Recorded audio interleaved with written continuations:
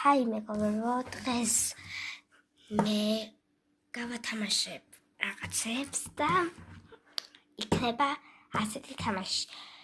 თუ წითელი ის ნიშანი ამოგივათ, თქვენ და გამომიწეროთ და თუ მწვანე ის ნიშანი ამოგივათ, მე გამოგიწერთ. ეხა აირჩიეთ ციფრები და დამიწერეთ კომენტარებში.